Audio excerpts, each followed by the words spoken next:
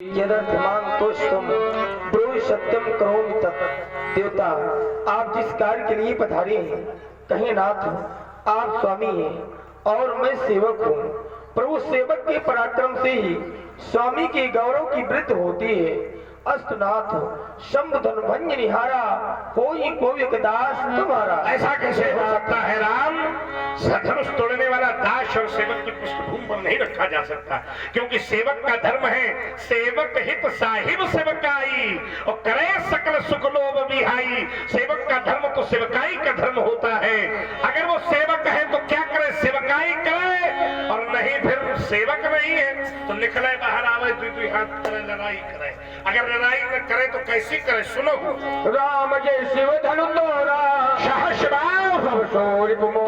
भगवान शिव के महानायक का खंडन किया है राघवेंद्र। वह मेरा शास्त्र बाबू अर्जुन के समान का शत्रु है, वैरी है, हरि है। अगर आज वो मुझे नहीं मिला तो मिथिला में क्या क्या हो। समाजा तो मारे चाहिए है सब राजा, कोई नहीं बचेगा, सब मारे जाएंगे। लेकिन कब? जब धनुष तोड़ने वाला अलग नहीं होगा तब। चाहे पानी बंद हो जाए, समस्या का समाधान हो गया, धनुष टूट। बोले पर सुधर ही अपमान। महर्षि परशुराम जी के द्वारा सेवक हित साहिब सेवकाई और करे सकल सुख लोभ विहाई, ये जो वर्षा हो रही है ये परशुराम जी के लिए संकेत है कि वर्षई जलद भूमि नियराए और यथा नवहि बुध विद्या पाई। और ये गए हमारे जगतपाल लोधी जी, आप आलमपुर के निवासी हैं। आपके द्वारा 110 पुष्प मुद्राएं रामलीला कमेटी को प्रदान हुए हैं। और हमारे सुखपाल जी जो उत्तर प्रदेश पुलिस से हैं, आपके द्वारा भी ये 501 पुष्प मुद्राएं देकर रामलीला कमेटी के हाथ मजबूत किए गए हैं। 50 पुष्प मुद्राएं हमारे संतोष विश्वकर्मा जी, आपने भी कमेटी को प्रदान किए हैं। बहुत बहुत धन्यवाद। सेवक हित साहिब सेवकाई करे सकल सुख लोभ विहाई।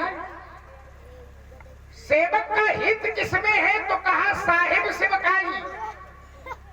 साहिब की सेवकाई करने में ही सेवक का हित है। स्वामी की सेवा करने में ही सेवक का हित है। लेकिन सेवा करे तो कैसे करे? तो कहा करे सकल सुख लोभ विहाई। सारे सुखों का परित्याग कर दे और लोभ का परित्याग कर दे, तब सेवा करे। मैं सोचने लगा कि सेवक अगर सुख का परित्याग न करे, पीछे फुवारा पड़ जाए तो फिर सेवक सुख की चाहना और कामना करे तो क्या संभव है?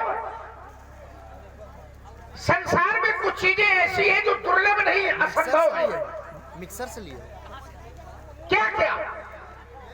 सेवक अगर सुख की चाहना करे असंभव, भिखारी सम्मान की कामना करे असंभव, व्यसन करने वाला व्यक्ति अगर धन की कामना करे असंभव, व्यभिचार करने वाला व्यक्ति परम गति की प्राप्ति करना चाहे असंभव, लोभी व्यक्ति यश की चाहना करे असंभव, गुमान करने वाला व्यक्ति चार पुरुषार्थ चाहे असंभव। और शास्त्र भी व्यास जी आपका कहता है कि सेवक सुख चाह और मान भिखारी व्यसनी धन, व्यसन करने वाला धन चाहे टीटू, तो व्यसन इतना लगा है कि वो धन ठहरेगा ही नहीं रुकेगा। और शुभ गति में विचारी लोभी यश चाह चार गुमानी, तो ऐसा लगता है कि नभ दुहि दूध चाहिए प्राणी। ऐसा लगता है मानो आकाश को दूह करके ये दूध प्राप्त करना चाहते। जैसे आकाश से दूध असंभव है, उसी प्रकार ये सारे लोग अगर इन सारी बातों की चाहना और कामना करते हैं तो असंभव है, ये मिलने वाली नहीं है। महात्मा जी प्रणाम। प्रसन्न रहो बेटे, प्रसन्न रहो बेटे। हम प्रसन्न है, लेकिन आपो प्रसन्न रहो।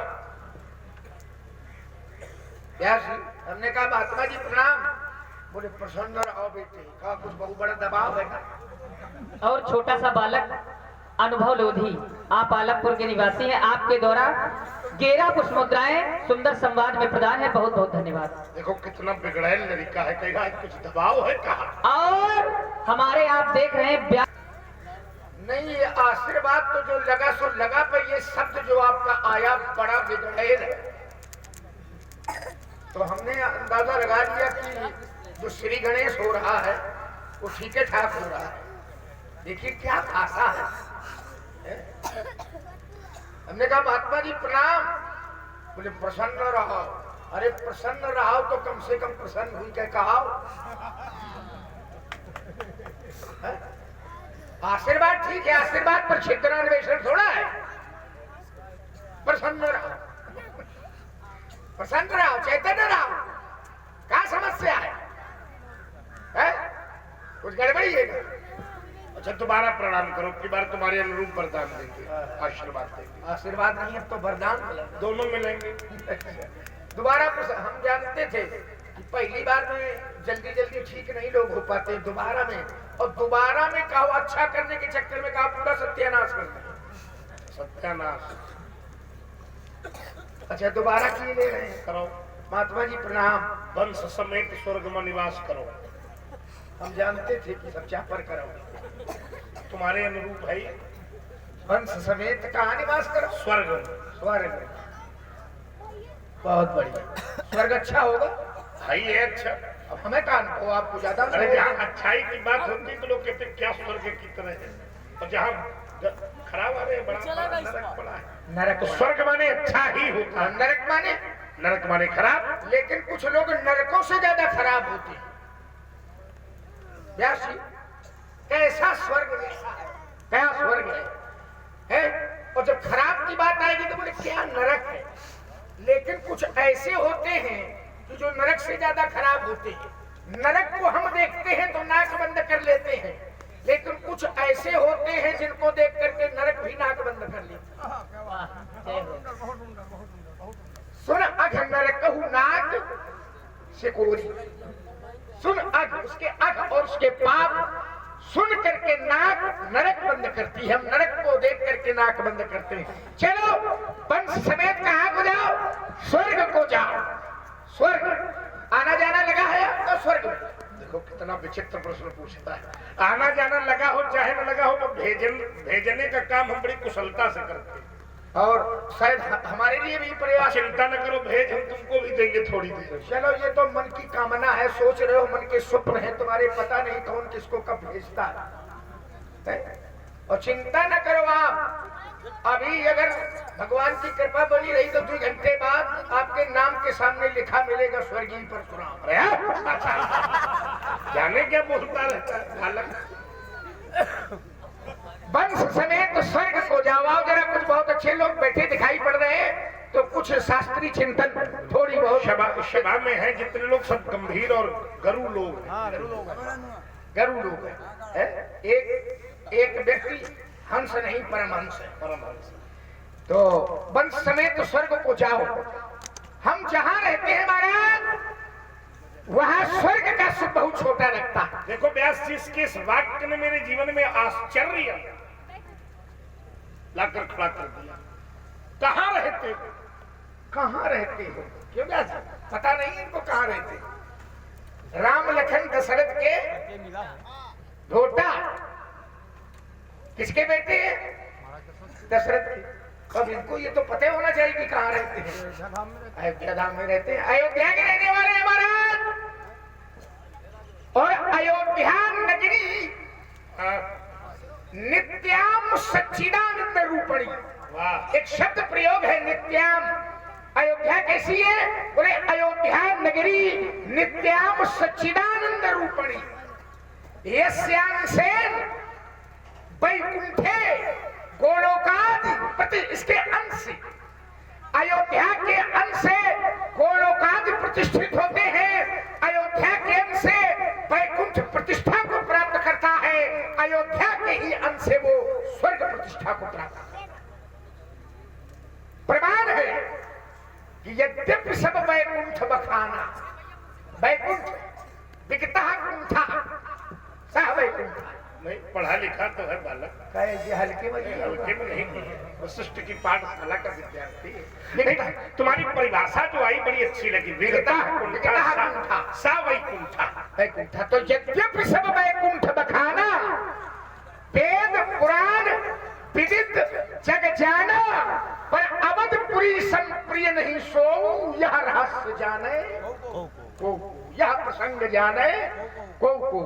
ये रहस्य कोई कोई जानता है, ये रहस्य सब लोग नहीं जानते। और अगर आप इस रहस्य को जानते होते तो हमसे ये ना कहते कि वंश समेत स्वर्ग को जा। चलिए, इस वाक्य में एक ध्वनि निकल रही है, क्रोध में है आप, लेकिन क्रोध के मूल में क्या है, क्रोध का कारण क्या है, किस कारण क्रोध है, या कारण नहीं सकारण, कारण क्या कारण? भगवान शंकर का धनुष। क्रोध का कारण धनुष का टूटना है। बिल्कुल बेटे, धनुष के टूटने पर आप क्रोध कर रहे हैं। जी हाँ। एक बात मैं आपको बता दूं, कौन सी?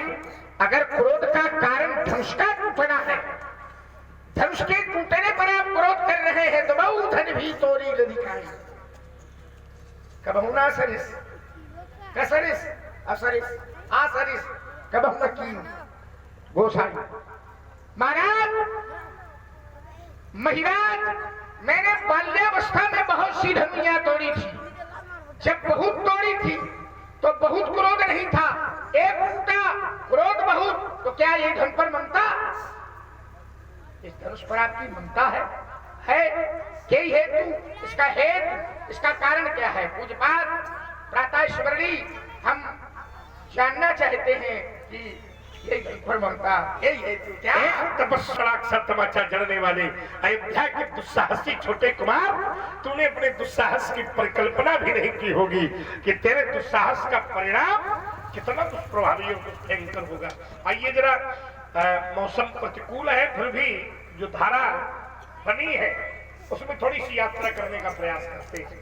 हमारी और इनकी बातें एक एक प्रस्तुति में होने का प्रयास जो किया गया है उसको मैं दूसरे क्रम में कहने के लिए तैयार हूं। आप सभी लोग अपना अपना ध्यान और अपने अपने कान हमारी तरफ करो। लक्ष्मण ने कहा कि पंडित जी, जहां हम रहते हैं, जहां हम रहते हैं वो स्वर्ग से बढ़कर है। देखो, अगर इस बात की मैं पुष्टि करूं तो ये केवल लक्ष्मण के लिए सूत्र नहीं है, ये सूत्र तो सार्वजनिक है। क्या केवल जो अयोध्या में ही रहते हैं वही स्वर्ग से बड़े वाले हैं? भाव दर्शन।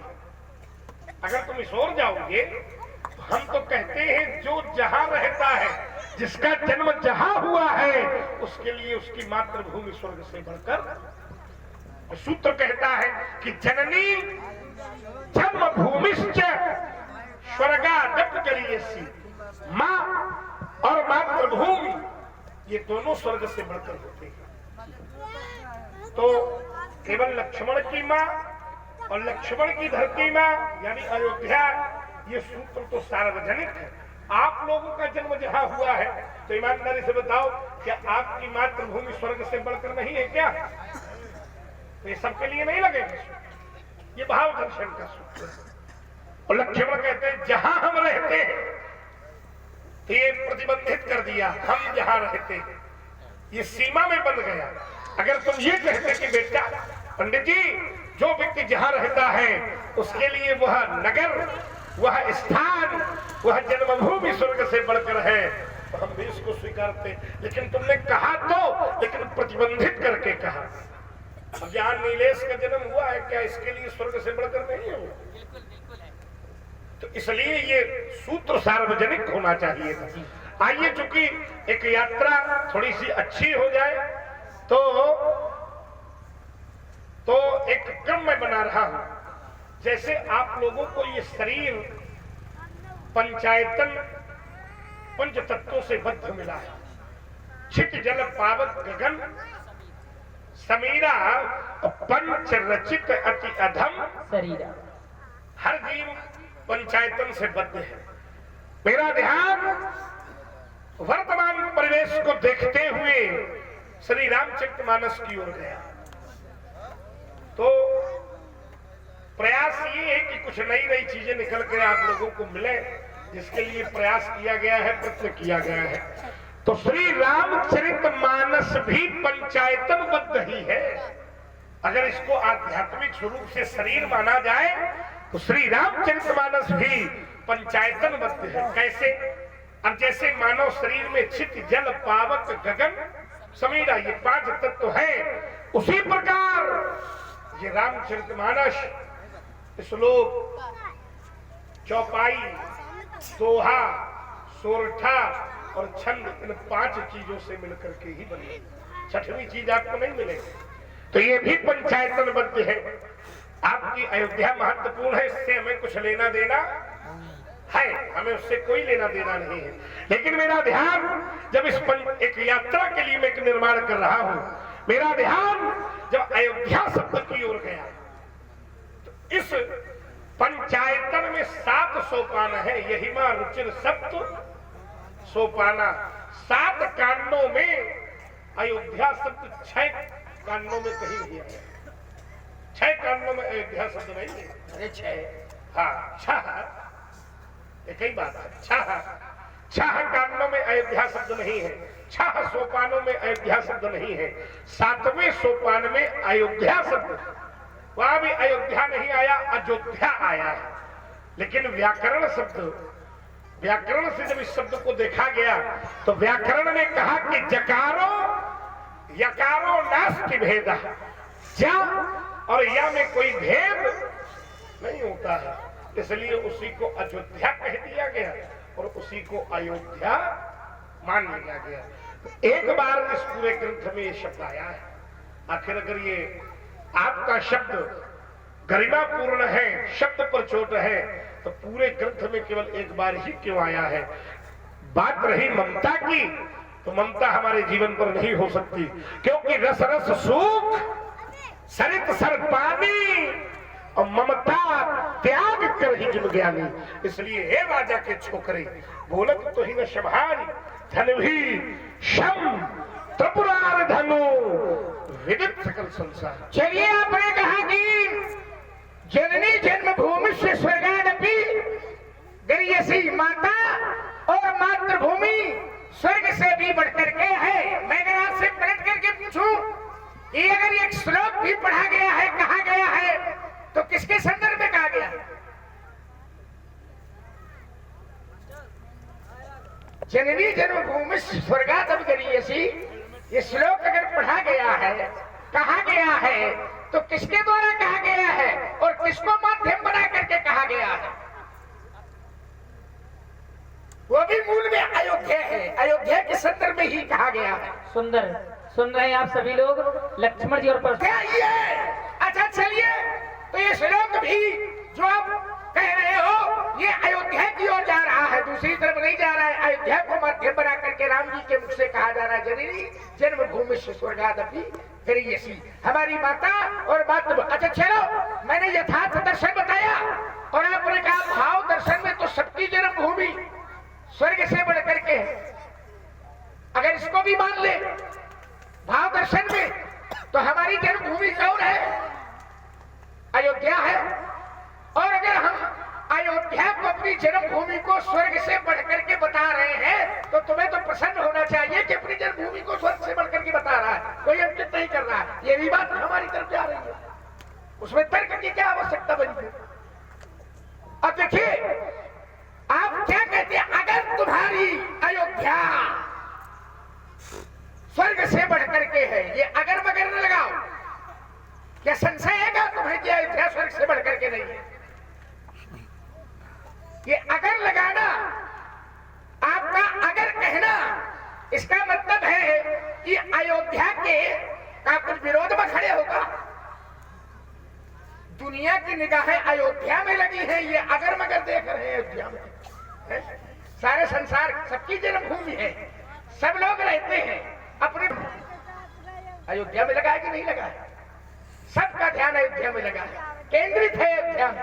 नजर सबकी जन्मभूमि होगी, ये भाव दर्शन है। लेकिन अयोध्या के लिए सारे देश के लोग न जाने कितनी बलिदान उन्होंने दिए हैं, न जाने कितनी कुर्बानियां उन्होंने की हैं, अगर महत्वपूर्ण नहीं थी, तुम्हारे लिए महत्वपूर्ण नहीं होगी। और आपका वाक्य बता रहा है कि क्या तुम्हारे लिए महत्वपूर्ण नहीं है, इसीलिए तो संशय व्यक्त कर रहे हो, प्रकट कर रहे हो।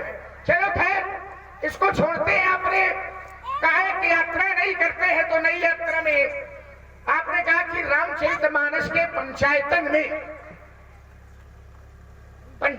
में छंद, चौपाई, दोहा, सोरठा और श्लोक में अयोध्या शब्द केवल एक बार आया है। ठीक, पहली बात तो आपने रामचरितमानस के पंचायतन की चर्चा की, तो रामचरित में एक नया दर्शन आपको दे रहा हूं। और पहली बार कान आपने सुनेंगे कि रामचरितमानस के पंचायतन में,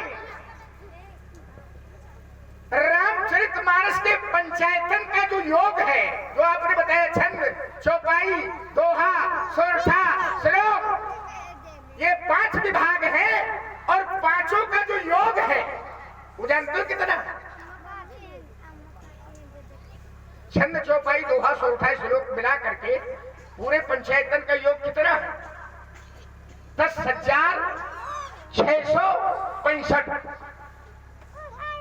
10,665 छंद, चौपाई, दोहा, श्लोक। इसका वर्गीकरण फिर आगे करेंगे हम अभी, ये कौन कितना है। पर योग, पूरा योग रामचरितमानस के पंचायतन का है 10,665। और ये 10,665 आप लिखो जरा, कैसे लिखा जाएगा? 10, 6, 6, 5। 10, 6, 6, 5। अब जरा इसका परस्पर इस संख्या का योग कर लो। 10 और 6 16, 16 और 6 22, 22 और 5 27। क्या योग बना इसका? 27। और 27 कैसे लिखा जाएगा? 2 और 7, 2 7 का योग करो, कितना होगा? नवांक। इसका मूलांक बना नवांक। पूरी रामचरितमानस के पंचायतन का जो मूलांक बना वो क्या बना? नवांक बना। और ये नवांक क्या है? यही नवांक, यही रामांक है, यही ब्रह्मांक है, यही पूर्णांक। क्यों? क्योंकि राम जी का जन्म भी नवमी के दिन है। और जिस पंचायतन की बात कर रहे हैं रामचरितमानस का, इस रामचरितमानस का प्रकाशन भी नवमी के दिन। नवमी तिथि मधुमास पुनीता शुक्ल पक्ष अभिजित। और रामचरितमानस 82 नवमी भौम वार मधु मासा। अब कहा बोले अवधपुरी यहाँ चरित प्रकाशा। ये महत्व है, शास्त्र महत्व देते हैं। आप महत्व न दो तो क्या अर्थ हुआ? महत्व नहीं है। और ये नवांक क्यों है? क्योंकि 9 का एक अंक ऐसा है कि ब्रह्म अंक है और स्थायी रहता है, स्थिर रहता है। और ये आ गए हमारे कल्लू दादा के नाती जी अभिलाष सिंह। दुनिया का कोई अंक ऐसा नहीं मिलेगा आपको। ये ब्रह्मांड है, इसलिए स्थिर है, स्थायी है। ब्रह्म के लिए कूटस्थ, विश्वेंद्रीय, उदासीन, तटस्थ, पक्षपात रहित आदि शब्दों का प्रयोग किया गया। ये तटस्थ एक स्थान पर रहने वाला है। 9 90 कम 9 90 कम 9 और 9 दूना 18। और 18 कैसे बनता है? 1 और 8 से जरा 1 8 को जोड़िए, कितना हुआ?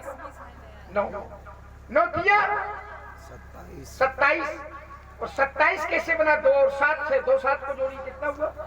9 9 चौको 3 6 9 बना 4 5 न छक्का 5 4 न सत्ते 6 3 9 8 7 9 नाम 8 1 9 दाम 90 वाले शून्य 9 धन शून्य बराबर नवांक। ये ब्रह्मांड है, एक स्थान पर रहता है। और आइए जरा इसका दर्शन थोड़ा और कर ले। मैंने कहा नवांक है, ब्रह्मांड है, रामांक है। राम शब्द केवल ले लीजिए आप, तो राम शब्द में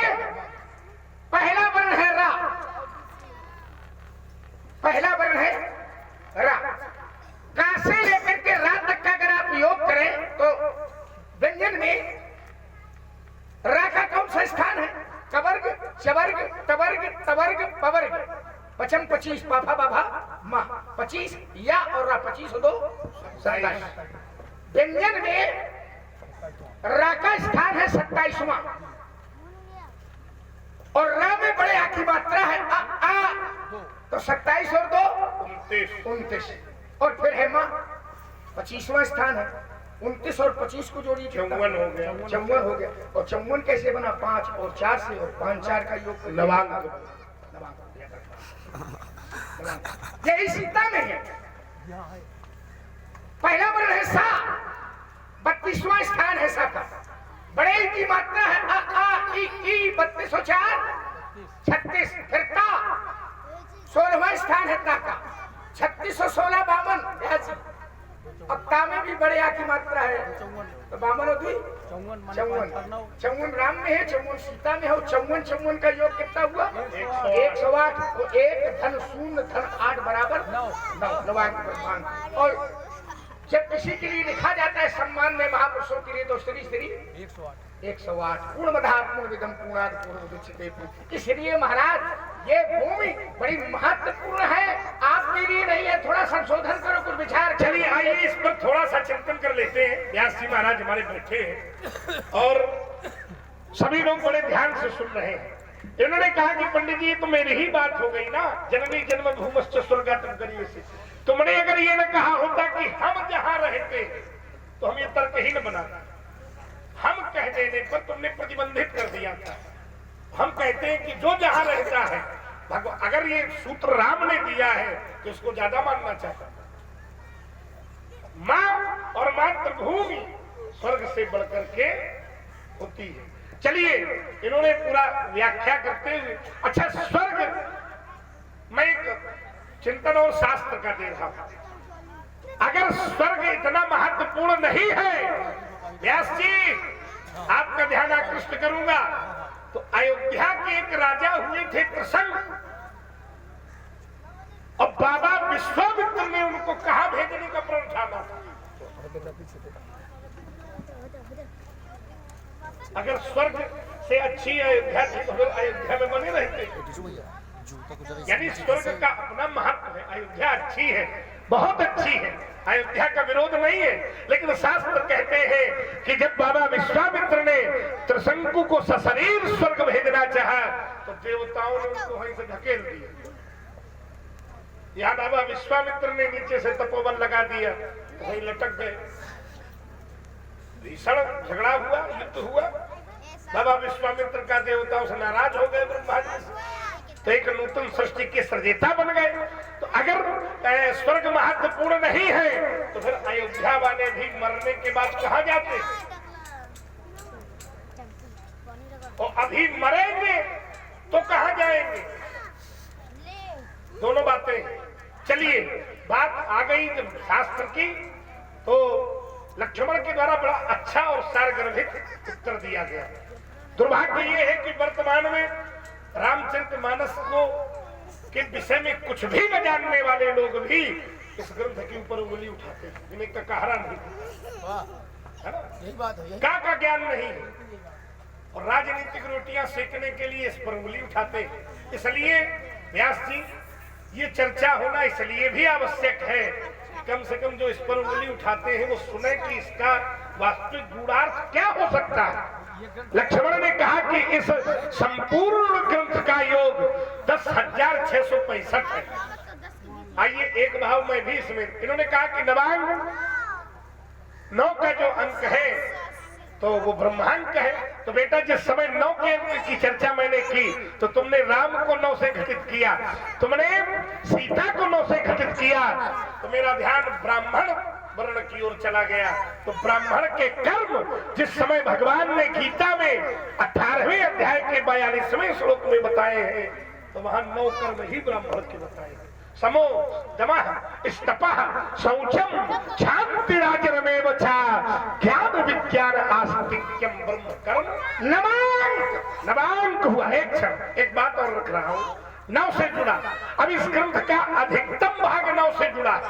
कैसे? इसी ग्रंथ में छंदों का प्रयोग गोस्वामी तुलसीदास, इसीलिए हमने कहा था कि इसका प्रकार बाद में रखना। ये जरा 9 की बात चली है तो देखिए देखिए फिर संशय पैदा हो गया इनको अयोध्या पर। अयोध्या विरोधी हो गया। एक और कहते भी जा रहे हो और एक और अयोध्या पर छिद्रान्वेषण भी करते जा रहे हो। एक और अंदर से कहते भी जा रहे हो और फिर कहते हो कि तुम्हारे वंश में एक शंकु हुआ था, अब वो कहां जाना चाहता था, विश्वामित्र जी ने स्वर्ग भेज दिया था और देवताओं ने ढकेल दिया था। उसका मतलब कहीं ना कहीं तुम्हारे अंदर अयोध्या का विरोध छिपा हुआ है। अब हम ठीक हुई जाओ। नौ की बात करते हो तो अयोध्या अष्टचक्र नवद्वारा देवानाम कुलोध्या। 82 कितने दरवाजे हैं इसमें? 9 दरवाजे हैं। तुम 9 की बात करते हो और वही बात आ गई, वो अयोध्या भी 9 दरवाजे वाली। त्रिशंकु की बात की आपने, त्रिशंकु को काहे ढकेल दिया था? शरीर गया था ना, काहे ढकेल दिया था? हम आपसे पूछे काहे ढकेल दिया था? देवताओं ने, देवताओं ने इसलिए ढकेल दिया था कि अरे भागी, तुम जिस स्वर्ग को आना चाहते हो, तुम जहां रहते हो तुम उसके महत्व तो नहीं जान पाए हो। स्वर्ग महत्वपूर्ण नहीं है, तुम जहां रहते हो वो महत्वपूर्ण है, इसलिए ढकेल दिया। हमने कहा था कि अयोध्या के महत्व को सब कोई नहीं जानता। कोई जरूरी थोड़ा कि हमारे वंश के हैं तो वो जानते ही हो। हमने कहा था यद्यपि सब वैकुंठ बखाना, वेद पुराण विदित जग जाना, अवधपुरी संप्री नहीं सो ये प्रसंग जाने को। और ये आगे हमारे मोहनलाल भैया, आप इसी थरियाओं के निवासी हैं। आपके द्वारा 101 पुष्प मुद्राएं रामलीला कमेटी। एक तुम्हारा गुरु भाई था, वही नहीं जानता था। और देवताओं ने इसलिए ढकेल दिया ऐसी कि जिस समय अयोध्या की बात आई तो अयोध्या इतनी महत्वपूर्ण है, देवता जानते थे कि नित्य। देखिए आपने जहां कहा कि अयोध्या शब्द एक बार आया है, मैं वही चौपाई पढ़ रहा हूं, आप उसको पढ़ लीजिए, महत्व समझ में आ जाएगा।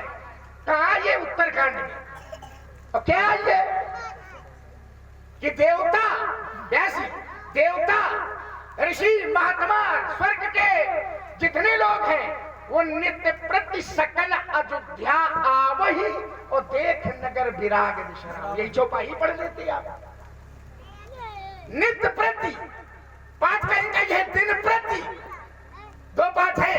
दिन प्रति सकल अयोध्या आवई और देख नगर विराग।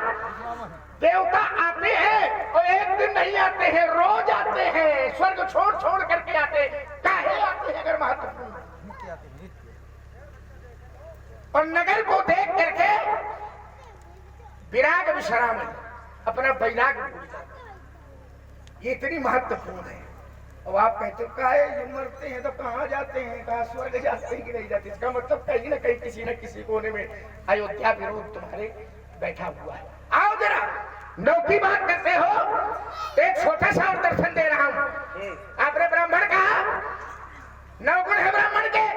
ब्रह्म शब्द ले लीजिए आप, ब्रह्म शब्द। और ब्रह्म में 4 वर्ण हैं, बा रा हा मा। बा रा हा अद्भुत खेल है। अब इस पर चर्चा करेंगे। आपने जो कहा कि जो वर्णमाला का क्या नहीं जानते उसकी मीमांसा करते। 4 वर्ण है, बा रा हा मा। अब जरा इसको भी देख रहे हो ब्याज। पहला वर्ण है बा, और का से लेकर के बा तक आप देखिए कि बा का कौन सा स्थान है व्यंजन में? 23वां। रा 27वां, हा 33वां, मा 25वां। तो 23 और 27, 23 धन 50 धन 33 बराबर 83, और 83 धन 25 बराबर 108। इतना महत्वपूर्ण है तुम्हें, अब हम महत्व नहीं समझ में। बाचाल कहीं का बाचाल जो अयोध्या के विषय में धोखे से कही गए। अयोध्या के विषय में कोई आपत्तिजनक टिप्पणी नहीं की, एक तर्क दिया था कि तुम प्रतिबंध में क्यों बांधते हो? हम बांधे दे रहे हैं। अब कह रहे थे कि तुम कह रहे हो हम। अब चलिए थोड़ी बात हो जाए। तुमने कहा अष्टचक्र नवद्वारा, 8 चक्र और 9 द्वार, बोले अयोध्या है। हम कहते हैं इसको जरा घटित करो, ये अयोध्या नहीं है, ये हर मानव शरीर में घटित होने वाला तत्व है। इतनी महत्वपूर्ण है। देखो तो केवल अयोध्या वासियों के लिए सूत्र लगा होता तो मान जाते, इस मानव शरीर में 8 चक्र है और 9 द्वार है। ध्यान करो, अष्ट चक्रा नवद्वारा है। इसी को अयोध्या मान लो तो ये मानव शरीर ही तो अयोध्या है। विचार करिए। आइए मैं एक बात बड़ी ईमानदारी से और अच्छे मन से रख रहा हूं। महाराज मनु, सत्यदेव मनु से लेकर के और जितने राजा अभी तक अयोध्या में हुए, उन्होंने जब स्थूल शरीर छोड़ा है तो व्यास जी वो कहां गए? कहां गए? अयोध्या अच्छी थी तो अयोध्या में ही उनको स्थान मिलना चाहिए। हमारा विरोध तो ये नहीं है। अच्छा, कोई जब मर जाता है, ईमानदारी से उत्तर करना जितने लोग बैठे हो, कोई जब मर जाता है तो मरने के बाद उसके आगे क्या लग जाता है? स्वर्गवासी, चाहे हो नरकवासी। हाँ, अब विषय अभी ये नहीं है, देखो दूसरी तरफ चला जाएगा। भाई अच्छाई की बात हो रही है ना, तो मरने के बाद स्वर्गीय शब्द क्यों लगता है? स्वर्ग अच्छा है तभी तो लगता है। तुमने कहा कि शंकु को क्यों ढकेल दिया था? अरे नियम है कि स्थूल शरीर के साथ कोई भी स्वर्ग नहीं जा सकता है, और वो स्थूल शरीर से स्वर्ग जा रहे थे। स्थूल में नहीं जा सकता। नहीं, सुने उधर इनकी बात। हाँ, सुन रहे। नियम ये है कि वो स्वर्गवासी, ध्यान देना, स्वर्गवासी वो स्थूल शरीर में नहीं हो सकता है। नियम बना है, नरक और स्वर्ग को जाने के लिए सूक्ष्म शरीर की आवश्यकता होती है। ऐसा विधानों में वर्णन आया है, ये कई जगह प्रमाण है। स्थूल शरीर में वहां रह करके वहां के सुखों का भोग नहीं किया जाता। स्थूल शरीर मृत्यु लोक के लिए बना, कर्म के लिए बना है। चलिए, तो बात आपकी ये आ रही है कि अयोध्या ब्रह्म नवांक, तो हम नवांक के विरोधी थोड़ी हैं, हम ब्रह्म के विरोधी थोड़ी हैं। हाँ सब, हम राम के विरोधी थोड़ी है, हम सीता के विरोधी थोड़ी है।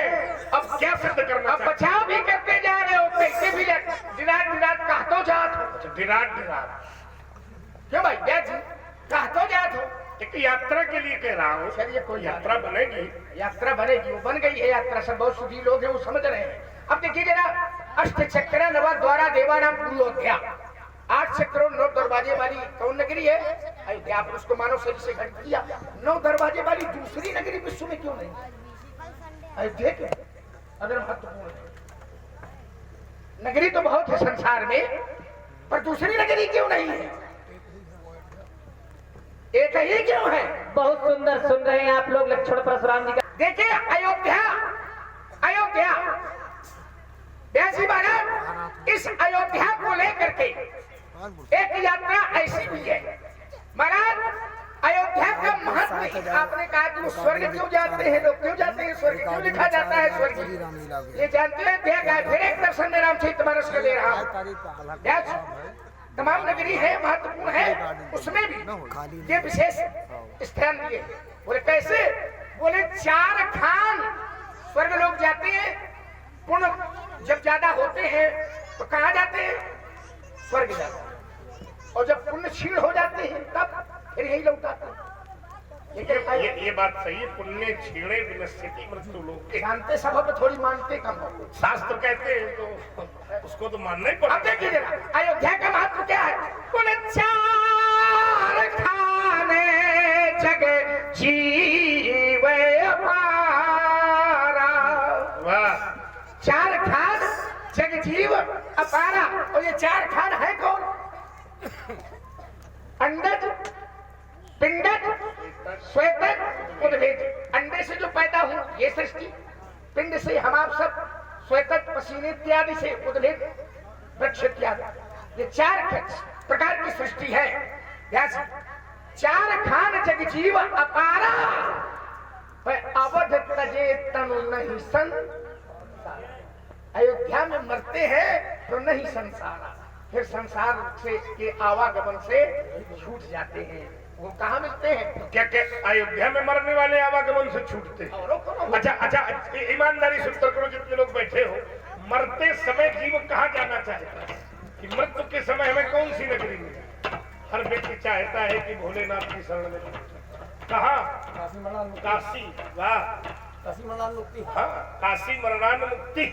और एक सूत्र और भी कहता है, क्या कह रुके हो? काशी काशी है अरे रुको, देखो एक भौतिक रूप में भी लोग कह देते हैं तुम्हार काशी है का। शंकर बाबा विराजमान है, यहाँ काशी है। सुनो तो, आओ जरा इसको जरा एक श्लोक में बंद कर देते हैं व्यास जी। श्लोक कहता है कि मृत्यु का भय संसार में सबसे बड़ा भय है।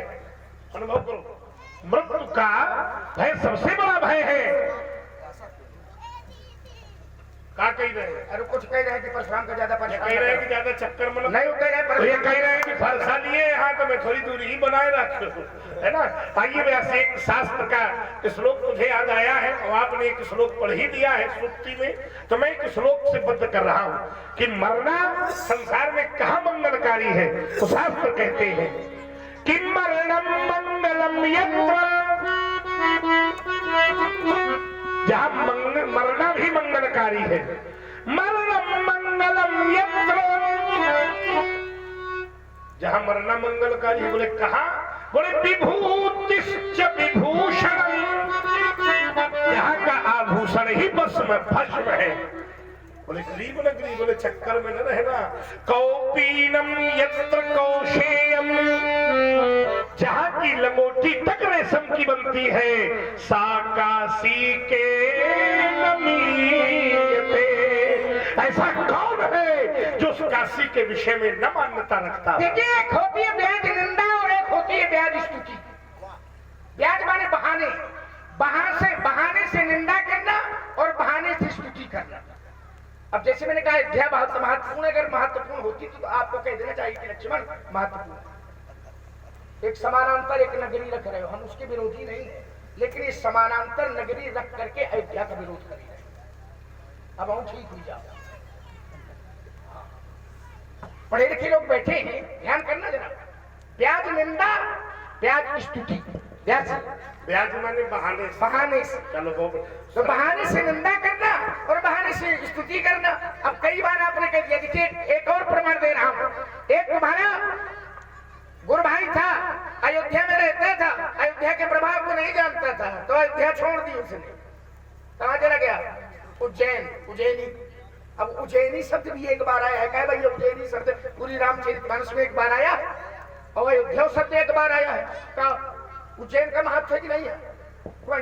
ये महत्व। अच्छा, तो एक बार उज्जैनी है तो महत्वपूर्ण है और एक बार अयोध्या है तो महत्वपूर्ण। उज्जैन का महत्व है, केवल अयोध्या का झंडा ऊंचा लिए रखते हैं। आपको विवेक, आपका विवेक केवल हम केवल अयोध्या का। देखो यही पक्षपात, केवल अयोध्या का। हमने और किसी नगरी की निंदा नहीं की थी, तो हमने आपसे पूछा कि अगर विवेक थे, केवल अयोध्या कहना ये ब्याज निंदा नहीं है। उज्जैनी, अगर उज्जैनी की बात करते हो तो वो उज्जैनी ही तो गया था तुम्हारा गुरु भाई, रहने लगा, महाकाल की सेवा करने लगा।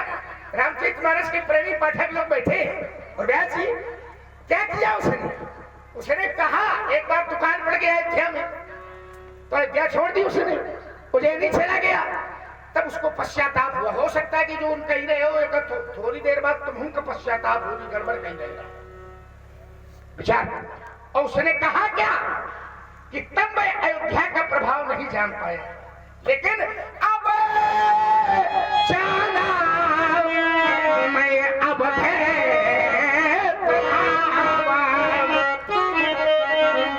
मैं अयोध्या का प्रभाव जान पाया। आओ जरा, आपने समानांतर काशी को रखा, हम काशी के विरोध में नहीं है। आप कहते थे कि हमारा काशी तो है, तुम्हारा अयोध्या है, हमारा काशी में। तो अब आपने कहा काशी में मरने वालों को मुक्ति मिलती है, ठीक। अब हम पलट के आपसे पूछे कि काशी में मरने वालों को मुक्ति अगर मिलती है, शंकर बाबा मुक्ति देते हैं किसके बल पर? शंकर बाबा देते। हम पूछ रहे किसके बल पर? अपनी तपस्या के बल पर। अब हम सोच रहे हो, सोचे फंसे फंसाए धरे हो। अब हम तो यही कहें जो भी तपस्या है, प्रभु नाम के बल की तपस्या है। प्रभु नाम के अब हम नाम ले मैं संकोच। कुछ लोगों के मुंह से निकलते ही नहीं, चाहे जन्म जन्म कहा वो नाम लिखा है। मैं वही उच्चारण कर रहा हूँ। जरा क्या है? बोले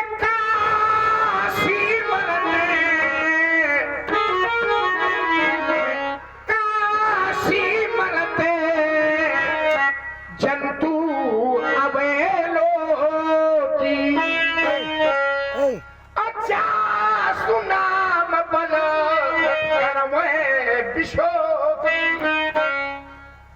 काशी में मरने वालों को शंकर कहते मैं मुक्ति देता हूँ, पर किसके नाम के बल पर? बोले राम नाम के बल पर। कहा कि धोखे से नहीं तो नाम राम नाम का बल क्या केवल अयोध्या तक सीमित है? क्या राम नाम को केवल अयोध्या से ही बांध दिया जाए?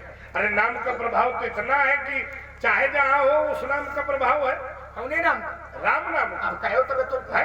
अच्छा एक क्षण यहाँ क्या मैं राम का विरोधी हूँ? मैं स्वयं राम हूँ भाई। अच्छा, राम विरोधी नहीं हो? मैं स्वयं राम हूँ। अब फरसा ले लिया है तो परशुराम। अच्छा रुको, तो मैं अपने ही राम का विरोधी हूँ। क्या बात है? राम नाम के विरोधी नहीं है तो राम नाम के विरोधी हो कि नहीं हो, हम अभी बताते हैं। राम जी का जो संबंध है शंकर बाबा से, और शंकर बाबा उस नाम के बल पर मुक्ति देते तो कब तुम्हारे बल पर देते? वही बात हमने प्रभु नाम कहा है।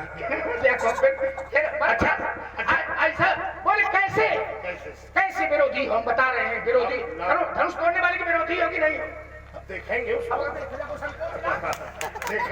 कैसा है वो। अब वो है कौन? वो राम राम राम है कौन? बोले वो शंकर बाबा से उनका संबंध कैसा है? सेवक स्वामी, सेवक स्वामी सखा पी के अहित निरुपधि सब विधि तुलसी के। वो राम कौन है? जो शंकर बाबा के सेवक भी है, शंकर बाबा के सखा भी है और शंकर बाबा के स्वामी भी है। वो तीन संबंध है ना? नहीं ये राम के संबंध। हाँ, सेवक स्वामी सखा सीपी के, सीपी के। वो कौन राम है? और मामला फंस गया। हाँ, सेवक स्वामी सखा व्यासी कौन राम है? परशुराम है कि सीपी के? अब ये सीएपी कौन है? रुके तो सीपी के। और सीता के प्रिया कौन है? हम क्या जाने सीता के? हम क्या जाने? उसी की खोए में तो हम लगे हैं। पता ही नहीं है। सीपी कौन है? अगर तुम कहते हो आइए कि यात्रा में छोटी सी आंख बना रहा हूं, अगर तुम कहते हो कि शंकर जी का वो सखा है, सेवक है, स्वामी है, तब तो फिर उसको जानने की महती आवश्यकता है। अगर वो शंकर जी का स्वामी है, शंकर जी का सखा है, शंकर जी का सेवक है, तो फिर तो उसको जाने बिना ये हृदय मानने वाला नहीं है। क्योंकि शास्त्र कहता है कि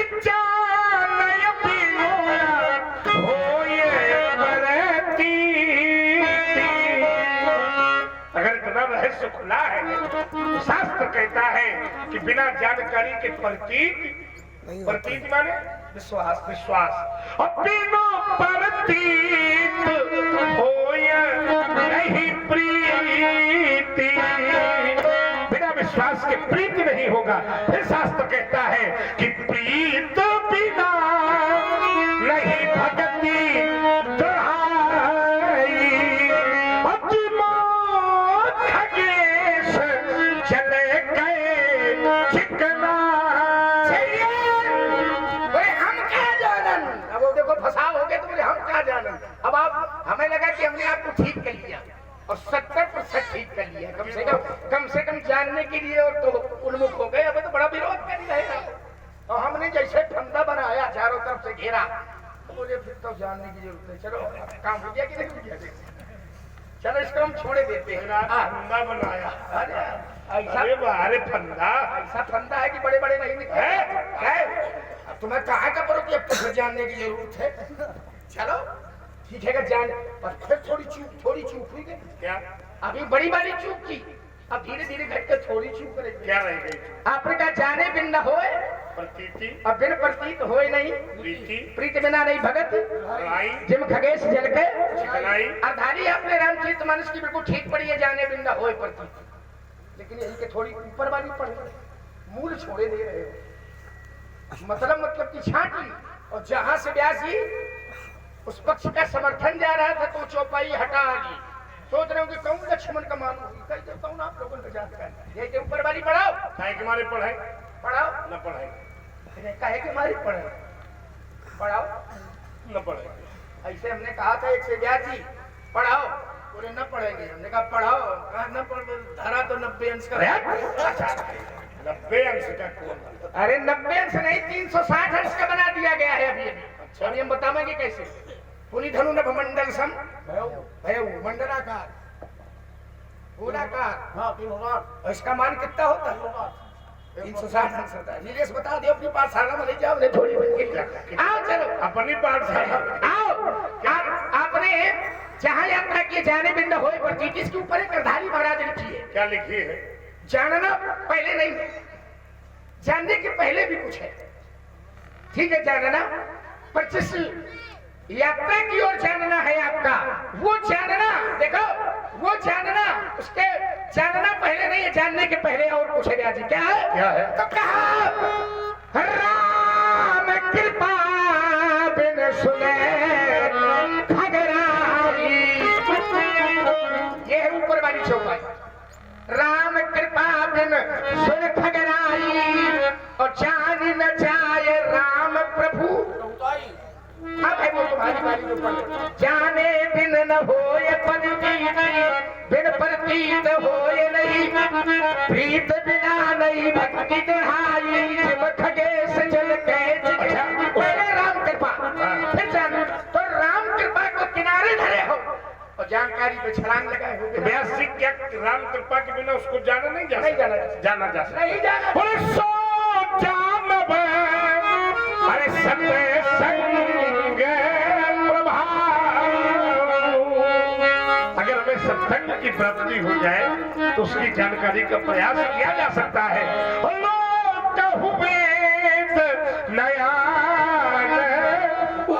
श्लोक में वेद कहते हैं उसे जानने का सत्संग से अच्छा। देखिए, आपने जो प्रश्न बनाया कि क्या बिना राम की कृपा के नहीं जाना जा सकता, मैंने कहा नहीं जाना जा सकता। बोले जाना जा सकता है, इसका मतलब यहाँ भी ध्वनि निकली कि राम कृपा के बिना आप संसाधन ढूंढ रहे हो। ये भी राम विरोध हो गया कि नहीं हो गया? बोले क्या बिना राम की, क्या बिना राम की नहीं, क्या मतलब है? पढ़े लिखे हो कि नहीं? जैसे क्या फंसे रहा वैसे जाऊंगा फंस जाइए। अपने मुंह से कह रहा न फंसे रहा अयोध्या में व्यासी बिना राम की कृपा। क्या बोले बिना राम की कृपा? बोले जाना जा सकता है। तो साधन क्या बताया? सत्संग। कहा सो जानब सत्संग प्रभावु और लोक वेद नयान। उसको बोले हम सत्संग से जान लेंगे, हम माने लेते कि सत्संग से जान लेंगे क्या भैया? लेकिन ये सत्संग मिलता कैसे है? सत्संग से जानिए कोई सत्संग कहाँ मिलता? कहाँ मिलता? धरा नहीं दे वैसे मेरी कहा। क्या बात है भैया? सत्संग आप सत्संग से जाने राम कृपा की न हो जरूरत तो हम न हो तो सत्संग से जान लेंगे। और ये सत्संग मिलेगा कैसे भैया? कैसे मिलेगा? तो कहा बिनो सत्संग विवेक न होई। आगे वाली व्यास जी भूल गए क्या? राम कृपा बिनु सुलभ न सोई। नहीं व्यास जी खुराफाती तो है लड़का। राम कृपा सुलभ तो जानकारी के लिए राम कृपा की आवश्यकता है। तो जो सत्संग करने के लिए चल पड़े हो इसके लिए भी राम कृपा की आवश्यकता है। बिना राम की कृपा के संसार का कोई खेल होने वाला। थोड़ी जोर से बोलो, उत्साह बढ़ेगा। तुम्हारे बालक खुराफाती परिपूर्ण ही हमने जान लिया। हमने कहा सत्संग से बोले वो भी राम कृपा। तो क्या सत्संग जिस पर राम कृपा नहीं उसे सत्संग नहीं मिलेगा? मिलेगा। बोले बड़े भाग्य पाई सत्संग। क्यों भाई, मिलेगा कि नहीं मिलेगा? बड़े भाग्य पाई सत्संगा बिना ही प्रयास हो ये भाव। तो बड़े भाग्य से सत्संग में देखिए। बोले बिना राम की कृपा के नहीं मिलेगा क्या सत्संग? पहले तो जानकारी के लिए राम कृपा की आवश्यकता है और राम कृपा के लिए भी सत्संग की आवश्यकता है। तो फिर एक साधन बोले क्या है भाई ये सत्संग क्या ऐसे बिना राम की कृपा के मिल जाएगा? तो कैसे मिलेगा? तो चौपाई पड़ी आपने, फिर संसाधन ढूंढ रहे हो राम के विरोध वाले। विरोध वाले नहीं, अब भाई विकल्प ढूंढे। यही विरोध है, विकल्प की जरूरत नहीं है। एक ऐसा सब पर राम कृपा एक ऐसा सब विषय अलग हाँ। है। एक ऐसा दे सब सदे सब साधे सब जाए। मैंने कहा वो, अब आपने कहा बड़े भाग पाई सत्संग, बड़े भाग से सत्संग मिलेगा। राम की कृपा न हो, बड़ा भाग हो तो मिल जाए सत्संग। क्या बात? अच्छा ये बताओ, ये बड़े भाग से सत्संग मिल जाएगा? मिलेगा। बड़ा भाग कहाँ मिलेगा? ऐसे कह रहा जैसे कि घर में धरा। हाँ वही धरा हमारे घर। आहाई धन्य लक्ष्मण बड़ भागी। क्यों बड़ भागी है? तो आगे बारी पढ़ ले, वही जो हम कह रहे वहां निकली। क्यों क्या निकलेगा? पढ़ राम पदार बिंदे।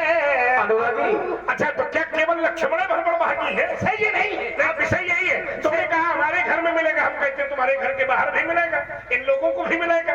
कैसे मिलेगा? तो बोले सुनो जननी सोई सूत बड़े भागी।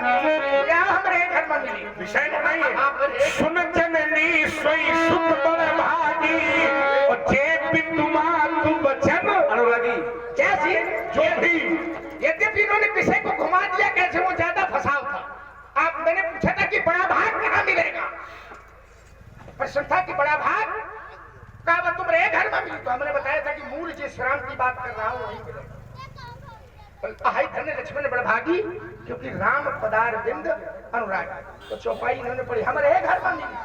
सुन जननी सोई सुत बड़ भागी। क्या जी? सुन जननी सोई सुत बड़ भागी, जो पितुबात वचन अनुरागी।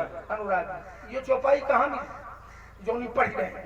बात कहा नहीं, सुन जननी सोई सुत बड़ भागी यही आपके यहाँ है। इनका बता दो जरा। वो तो वहाँ पर ये भी वहीं से है। एक क्षण दया से। ये भी इसका क्या मतलब है कि केवल अयोध्या वाले बलपाव छुए तो बड़ा भागी हुई है? और ये राम वाक्य है। राम वाक्य है ये। सुनो पहले, आपके यहाँ से है। हमारे यहाँ हम ये कह रहे थे ना कि क्या तुम्हारे घर में मिली? तो हमारे घर में मिली। ये राम वाक्य सार्वजनिक है कि केवल अयोध्या के? है सिद्धांत सार्वजनिक। तो बस यही तो बात। सिद्धांत है राम जी की का भाव है, लेकिन सार्वजनिक सिद्धांत तो है ना? तो कहाँ मिला ये सार्वजनिक सिद्धांत? कहाँ मिला? वो राम जी के द्वारा निकला। कहाँ मिला? कहाँ कहीं ले रहा है? और किसके लिए है? किसके लिए? किसके लिए? सबके लिए। वो तो सार्वजनिक सिद्धांत। अब अगर इस सबके लिए था सिद्धांत है। तो राम भक्त को इस बात को मानना चाहिए था। सुन जल्दी सुध बड़भागी, जो कि तुम तू बचन अनुरागी। जब संसार के लोग कहेंगे तो वो क्या कहेंगे? संसार के लोग कहेंगे तो राम जी से। और जब राम जी से पूछा जाएगा तो अपना महत्व नहीं देंगे, वो बड़ों का महत्व देंगे। उस कथन का आशय समझो पहले। पर सार्वभौमिक सत्य यही है कि राम जी ही सर्वोपरि, सत्ता राम जी की सर्वोपरि। जैसे एक और कहते थे, वो कहते हैं जे गुरुपद अंबुज अनुरागी ते लोकहु वेदहु बड़भागी। ये वाक्य किसका है? ये राम जी का है। संसार का जब दर्शन चलेगा तो संसार के लिए शाश्वत सत्य वही है। पर राम जी से जिस समय प्रश्न पूछा जाएगा तो राम जी अपने लिए नहीं कहेंगे, वो माता को कहेंगे, पिता को कहेंगे। और अगर ये सार्वभौमिक सिद्धांत होता कि पितुमातु वचन अनुरागी, तो राम जी का एक भक्त है और न वो पिता की मान रहा है, न माता की मान रहा है, न गुरुओं की मान रहा है, तो क्या हुआ भागी? तो जानकार लोग पहुंच गए। प्रश्न था कि बड़े भाग मानुष तन पावा। तो प्रश्न ये था कि ये बड़ा भाग कहां से मिलेगा? बड़े भाग पाई सत्संग। बड़ा भाग्य कर्म से प्राप्त होता है। जैसे अब इन्होंने अच्छे कर्म किए तो मानव शरीर मिल गया। भैया श्री कम दो भैया, अब बैठ जाओ, सुनो तो आनंद आओ। बिल्कुल बैठो, आपने तो हाँ, कुछ भगवान कृपा कर। घंटा 1.5 घंटा का सत्संग है। हाँ देखो, भगवान के कर्म पर आधारित। आओ बैठो, सुनो भैया। और एक जगह और बड़े भाग्य की चर्चा है। बड़े भाग्य मानुष तन पावा सुर दुर्लभ सदग्रंथन। तो जो बड़े भाग्य का निर्माण है ये कर्मों से व्यक्ति की मिलता है। बैठो बैठो, सुनो बैठ जाओ। बड़ा भाग का निर्माण कहां से होता है? कर्म से। कर्म से। खाना ना बनाया, बैठो सुनो। बड़े भाग पाई सत्संगा और बड़े भाग मानुष तन। फिर देखिए मूल वही है, बड़े भाग मानुष तन। और ये मानुष तन कैसे मिलता है ब्याजी? तो कहा कबहू के करी करुणा नर देही।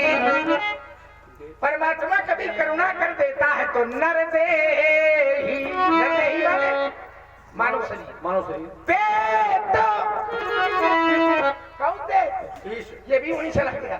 अच्छा बड़े भाग भाई सत्संग के लिए लोग चलते हैं, लेकिन जिस पर परमात्मा की बहुत बड़ी कृपा होती है वही सत्संग की ओर चलते हैं। सुंदर सुन रहे हैं आप लोग लक्ष्मण जी और परशुराम जी का संवाद, इसी में प्रभाव। कृपा नहीं अति हरि कृपा चाहि परे होई, तो पाव दे यही मार्ग सोई। और भगवान की बहुत बड़ी कृपा होती तब लोग सोचते। कल्लू दादाजी की ओर से ये 21 पुष्प मुद्राएं व्यास पीठ पर प्रदान है। बहुत बहुत तो जानकारी के लिए राम कृपा, सत्संग के लिए राम कृपा, संत में बड़े भाग के लिए राम कृपा, मानव शरीर बिना राम की कृपा के। देखो तुमने कहा कि बड़ा भाग्य राम कृपा से मिलेगा, लेकिन भागवत का एक प्रमाण कहता है कि बड़ा भाग्य कर्म से निहित होता है। भाग्योदयेन बहुजन्म समर्जितेन, सत्यासी भाग्योदयेन, भाग्योदयेन, भाग्योदयेन बहुजन्म समर्जितेन सत्संगम लभते पुरुषो यदा वै। ये भाग्यों का उदय बहुत जन्मों में किए गए कर्मों का सत्फल ही भाग्य बनकर प्रकट होता है। तो यहाँ तो कर्म निहित कर रहा है ना कि कर्म से ही इस जीव को। अब तुमने कहा कि भगवान मानव शरीर देते हैं, तो भगवान भी फल देते हैं, तो अपने आप देते हैं क्या? शुभ अरु अशुभ कर्म अनुहारी ईश देत फल हृदय विचारी। तो भगवान भी जो फल देते हैं वो जीव के कर्मों को देख करके ही देते हैं। देखिए भाग्य का उदय कर्म से ही व्यास जी, पहले तो शरीर मिले फिर कर्म हुए, और ये सब शरीर देने वाला मूल कौन है, कारण कौन है, उसको भूल जाते हैं। देखिए बड़ा सुंदर संवाद। बड़े भाग पाई सत्संगा, श्री लक्ष्मण जी के पक्ष से राम कृपा बिन मिले है संता, या राम जी की कृपा के बिना सत्संग नहीं मिलता। श्री परशुराम जी ने कह दिया कि बड़े भाग्य से भी सत्संग प्राप्त किया जा सकता है, लेकिन अब लक्ष्मण जी का तर्क यहाँ खड़ा है कि बड़ा भाग्य कौन सा है। अब देखिए जरा एक पात्र विशेष, ये हमें लगता है राम विरोधी है ना, अयोध्या विरोधी है, राम विरोधी। फिर अपनी यात्रा शुरू की, राम विरोधी। अरे भाई यही तो विरोध है। अरे सीधे सीधे स्वीकार करो। इसका मतलब है कि जब संकल्प विकल्प में व्यक्ति लगा है, एक साधन आ गया, उसको नहीं स्वीकार कर रहा है, नहीं मान रहा है, तो हम इसको क्या माने? उसका विरोध ही तो है। अब देखिए जरा, एक व्यक्ति था, उसने पूछा गया, तो उसने कहा, क्या कहा? अब मोहि भाव, ऐसे जैसे तुम्हें अभय नहीं आए, ऐसे उसको संभवता हो सकता था, लेकिन जिस समय ऐसा हुआ तो उसने कहा अब मोहि भाव भरोसे।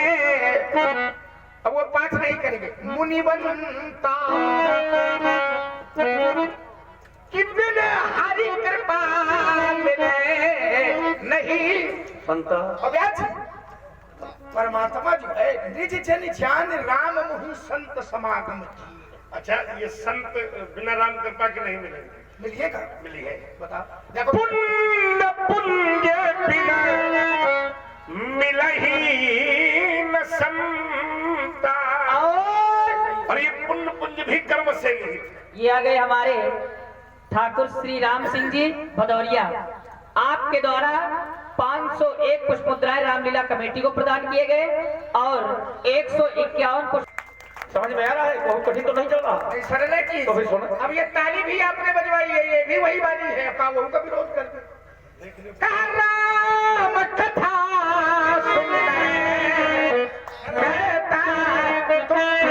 तुम पंडित जहाँ चले वही फंसे धरे। अच्छा, ये इन्होंने कहा कि राम ताली का विरोध कर दे, हम कैसे कर देंगे? ये राम कथा रूपी ताली बनाने वाला कौन है? बोले रचि महेश मानस और पाई सुसमय शिवासन। तुम अपने घर का अब कही गई कि ऐसा विरोध हम थोड़ा कर दे, विरोध करते जात हो, उधर अंदर से गिराते जात हो। किसका विरोध कर रहा हूँ? बड़े अब्राहम कथा की ताली का विरोध थोड़ा करेंगे, क्यों नहीं करेंगे? पुलिस को रचने वाला कौन है? कौन रचने वाला? शंकर बाबा। और क्या? अच्छा, और शंकर बाबा को रचने वाला कौन है? न होते शंकर बाबा तो धरी रहे राम कथा। देखो राम कथा ऐसे आए, देखो इसमें ज्यादा आनंद आता है। यही है स्वामी प्रसाद। अरे देखो देखो कहाँ इसने फंदा लगा रहा। यही है, ऐसे लोग आए, चिंता न करो तुम। देखो गलत भाषा में ले जाओ। धरी रहा नाम कथा क्या भाषा है? अच्छा ये बताओ, पहले सुन ले। नहीं गलत दिशा में लिए जा रहे हो। ऐसी भाषा न बोलो, गलत दिशा में ले जाओ, भाषा न बोलो, गलत दिशा में ले जाओ। हरि राम कथा। हाँ रुक जाओ, तुम बोल रहे हो। राम कथा क्या भाषा है? बोले शंकर न हो तो धरी रहे राम कथा। अच्छा हम पूछे थे, शंकर न हो तो राम कथा न हो, और शंकर जी राम कथा को देने वाले हैं। हम पूछते हैं शंकर जी को कौन देने वाले हैं? क्या सोचिए? शंकर जी को कौन देने वाले हैं? शंकर कहाँ से? स्वयंभू है।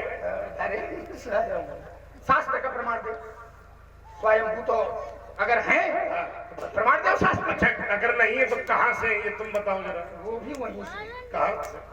वहीं से जिनकी बात में जी राम जी उपजाहि जासु अनसे तेना। कौन? शंभू। भैया शंभू माने इन्हें बता दे, इन्हें माने नहीं मालूम। हम साथ का शास्त्र बता दे, वो भी वहीं से है। उपजहि जासु अंश ते नाना, शंभु पिरंची विष्णु भगवाना, ये सब कहाँ से पैदा होते हैं? आप कहते शंकर न हो तो राम कथा न हो, और कहते रावण जी न हो तो शंकर न हो। अब देखो कह शंकर न हो, मान ले बाबा कह रहे, देखो सबके सोने नहीं लगे। सबके नहीं आ रहे हैं, एक ही व्यक्ति के आ रहे हैं। साथी है तुम्हारा ये आ गए हम। कि धरी रहा रामायण एक प्रकार था, लोगों ने थोड़ा गुदगुदा लिया। ठीक है, बोली अच्छा। यही है स्वामी प्रसाद। स्वामी नहीं होगा? नहीं हम स्वामी नहीं है, आप तो स्वामी नहीं है। ओ खेलाने जिसकी बात कर रहे हो उसको हम श्राप दे रहे हैं धर्म मंच से, ये रहा न को न बचेगा।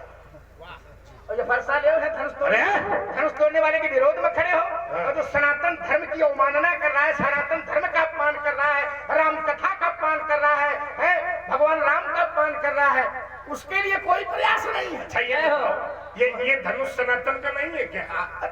ये सनातन का है। हाँ, इसको तोड़ दिया गया है। अच्छा किया गया सनातन। अच्छा सनातन के वस्तु को तोड़ दिया जाए, अच्छा किया। सनातन धर्म के जितने लोग हैं वो सब समर्थन में है इसके। भाई भुवन घोर कठोर रव रवि बाज तज मार्ग चले, चिक्कर ही दिग्गज डोल मही अहि कोल पूरम कलमले, सुर असुर मुनि कर कान दीने, सकल विकल विचार ही को दंड खंडेव राम तुलसी जयति वचन। और यहाँ जो सनातन धर्म का विरोध कर रहा है, सनातन ग्रंथ का विरोध कर रहा है, उसके लिए हम कह रहे हैं वो तो सब राम समर्थन में है। राम जी ने जो किया सब अच्छा है, ये तो होना है। आप कह रहे तो बिल्कुल होना है, और न हो तो इनसे कहा चलो हाँ यात्रा होना है, उधर चलो। हाँ देखिए आइए जरा इन्होंने एक बात कही थी, उसको थोड़ा सा मैं कह दूं। इन्होंने कहा कि शंकर जी को जन्म कौन देता है, कौन उत्पन्न करता है? बोले शंभु विरंच विष्णु भगवाना उपजहि जासु अंशते, यानी ब्रह्म के लिए सूक्त पढ़ा गया। लेकिन शंकर भक्त जिस समय शंकर जी को देखते हैं तो किस रूप में देखते हैं? नमामि शमीशान निर्वाण रूपम विभुम व्यापकम ब्रह्ममेधस निजम निर्गुणम निर्विकल्पम निर्विहम चिदाकाशमाकाशवाशम भजे हम। तो हम लोग तो शंकर जी को ही अपने ब्रह्म के रूप में देखते हैं। ठीक है, ये अगर देखते हो तो भी राम दर्शन है, रामे के कारण।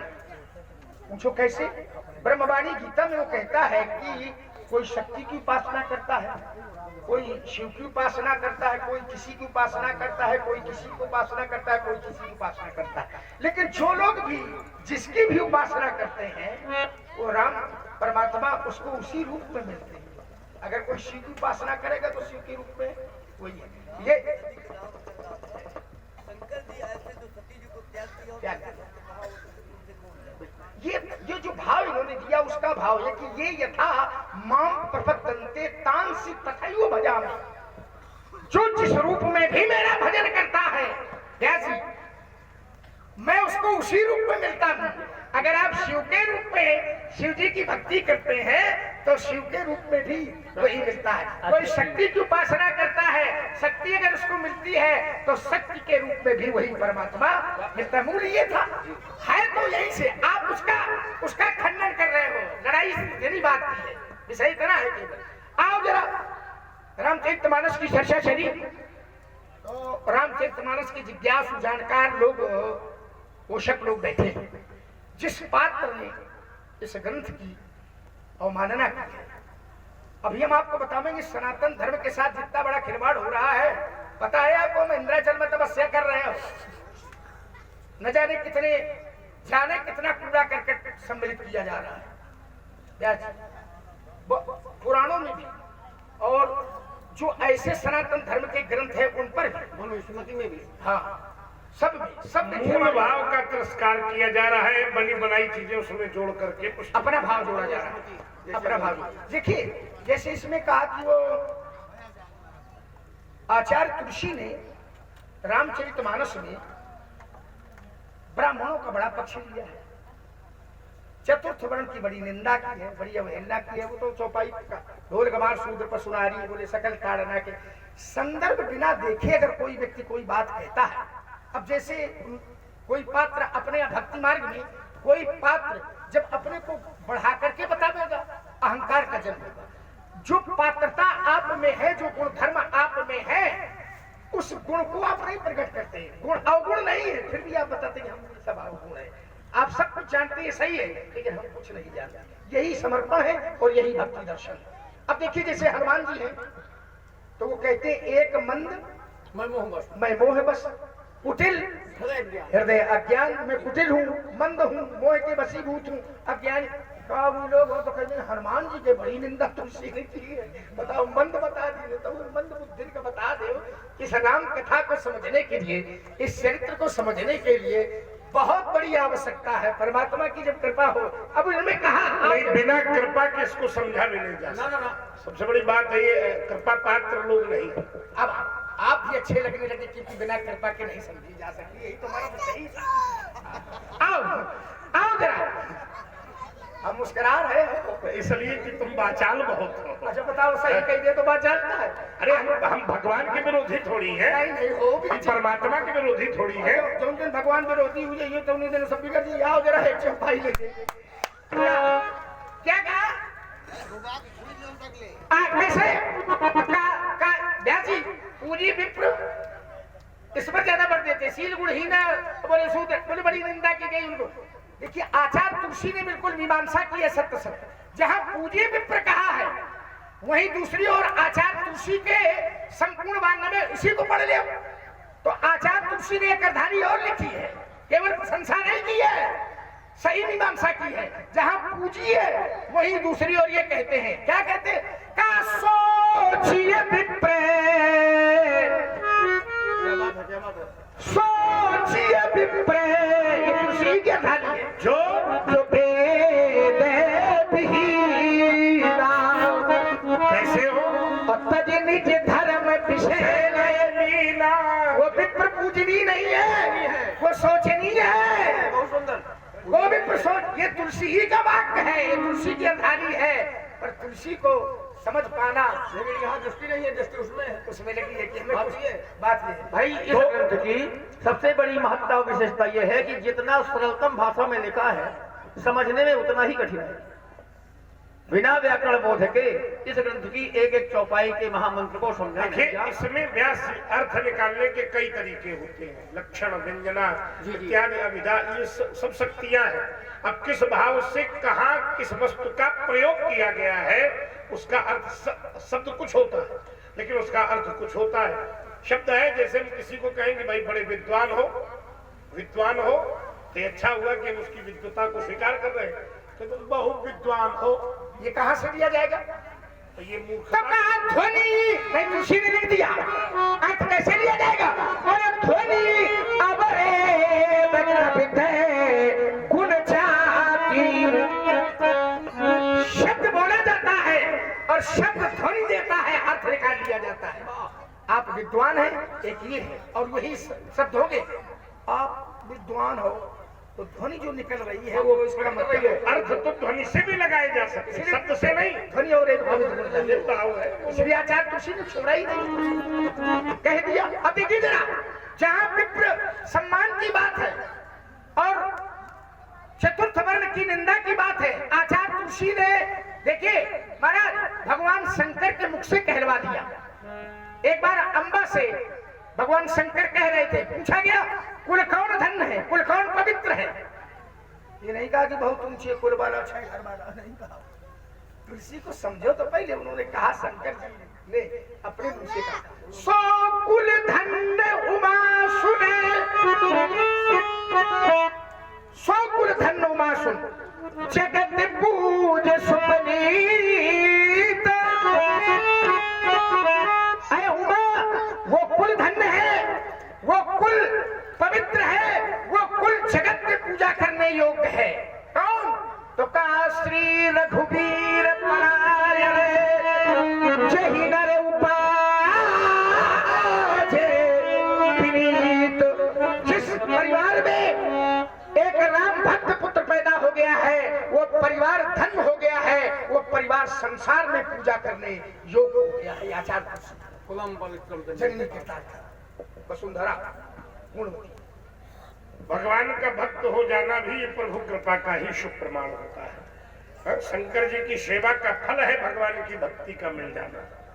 शंकर जी परमात्मा कहते हैं कि जेहि पर कृपा न करे पुरारी, सो न पावो मुनि भगति। हमारी तो इस सनातन वो ठीक है। फिर देखिए जहां विषय चल रहा है, ये ग्रंथ और आचार्य तुलसी के तमाम ग्रंथ हैं, उसमें विनय पत्रिका, गीतावली, कवितावली, दोहावली। तो एक दोहावली का एक दोहा में दे रहा हूं जो संदर्भ हमारा आपका चल रहा है। दोहावली में आचार्य तुलसी ने लिखा, तुलसी भगत स्वपथ भलो। अरे वाह, ये राजनीतिक लोग ये सब तोड़ने का काम कर रहे हैं समाज को। तो आचार्य तुलसी का ही दोहा में दे रहा हूं, जरा देखिए जरा, इनके कहने पर नहीं आने की जरूरत नहीं है। आचार्य तुलसी ने लिखा दोहावली में, तुलसी भगत स्वपथ भलो। क्यों भलो? क्योंकि जपे दिन राम।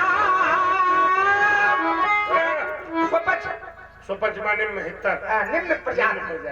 व्यास जी अगर राम जी का भक्त है और स्वपच है, निम्न जाति में पैदा हुआ है, तो वो कहते हैं कि तुलसी भगत सुपच भलो। सुपच है लेकिन अगर राम का भक्त है तो भला है। क्यों भला है? क्योंकि दिन राम ऊंचो कुल के ही काम का जान राम। वो ऊंचा कुल किस काम का है? जो राम दे रोजी। स्पष्ट हो गया, स्पष्ट हो गया। कहाँ जातिवाद? कहाँ जातिवाद नहीं है। आचार्य तुलसी ने उस आश्रम में भी, भीलनी आश्रम में यथार्थवाद है। उन्होंने कहा, उन्होंने पूछा कि अधम के अधम अधम में नारी जन्मा मैं मतिमंद गंवारी। तो राम जी ने कहा कि जात पात कुल इसको मैं बड़प्पन नहीं देता हूँ। कहा रघुपति सुन भामिनी बाता मानो एक भक्ति कर। ऐसी आपने एक बड़ी अच्छी बात कही। जहाँ ये अर्धानियों को पकड़े बैठे हैं ये दुष्ट लोग, ये भाववाद है, भाववाद, भक्ति का भाववाद है। और जहाँ परमात्मा इसका निर्णय दे रहे हैं ये यथार्थवाद। तो वाणी की मान्यता परमात्मा की होगी, भाव को तो भगवान स्वीकार ही देते। और भक्ति दर्शन में अपने को नीचे प्रस्तुत कर देना, ये बताया लक्ष्मण ने, ये भाववाद है। और जहाँ परमात्मा इसकी पुष्ट कर देते हैं वो यथार्थवाद है। और यथार्थ की मान्यता समाज को माननी चाहिए, सिद्धांत है, विचार करने वाली बात है। तो यथार्थ को मानना नहीं है और भाव पर उंगली उठाना है, तो भाव को तोड़ने वाले की भगवान दुर्दशा कर देते। वो तो निश्चित है। हाँ, वो निश्चित है। देखिए आचार्य तुलसी ने, आपने कहा ना कि को समझ पाना बड़ा कठिन खेल है, भगवान की कृपा हो तो समझ ले। आगे जरा इस पर मैं थोड़ी चर्चा कर लूं। आचार्य तुलसी ने पूरी रामचरितमानस में अब उनसे पूछा जाए, प्रायः जो आपने कहा ना कि बड़ा कठिन खेल है, प्रायः जो चौपाइयां हम आप पढ़ते हैं उनका अगर अर्थ पूछ दिया जाए तो अर्थ नहीं मालूम, नहीं मालूम। दीनदयाल बिल्कुल सबका मालूम है, पर अगर इसके टीका को पूछा जाए विरुद्ध संहारी है। आचार्य तुलसी ने रामचरितमानस में संपूर्ण ग्रंथ में महाराज 18 प्रकार के छंदों का प्रयोग किया है। क्या बात है, कितने छंद है? 18 प्रकार के छंद। तो इसमें तो हिंदी की भी है और संस्कृत के भी। मैंने समग्र बता दिया, वर्गीकरण करना हो वर्गीकरण ये हिंदी के और संस्कृत के तो 10 संस्कृत के हैं और 8 हिंदी के। रामचरितमानस में 18 प्रकार के छंद हैं और 18 प्रकार के छंदों में वर्गीकरण जिस समय किया जाएगा तो 8 हिंदी के हैं और 10 संस्कृत के। आइए जरा एक बात बता दूं आपको। आचार्य तुलसी ने पूरी रामचरितमानस में संस्कृत के छंदों में उपजाति नाम का केवल एक छंद लिखा है। वाह, आप पढ़ाते हैं, हमको अच्छा ये लगा कि तुमने छंद का नाम लिया और संस्कृत का छंद है तो बताना हमारा धर्म है। बताइए जो हाँ बताइए, न बताइए तो एक छंद है उपजाति नाम का और वो है नीलाम्बुज श्यामल कोमलांगम। गजब कर दिया आपने। यही है केला है, पूछ रहे हो तुम पूरे भारत में भ्रमण करिए अपनी पीठ वालों से, मैं सबकी बात नहीं कर रहा हूँ, इस पीठ वालों से पूछ लेना, अगर बता दे तो जीवन भर उनकी सेवा करें। ऐसे तुम्हारी पीठ बहुत कमजोर है ना, पूरी पीठ पर तुम जो है। चलिए अच्छा, एक छंद एक ही और है व्यास जी संस्कृत का। नीलेश देखे पड़ा है क्यों?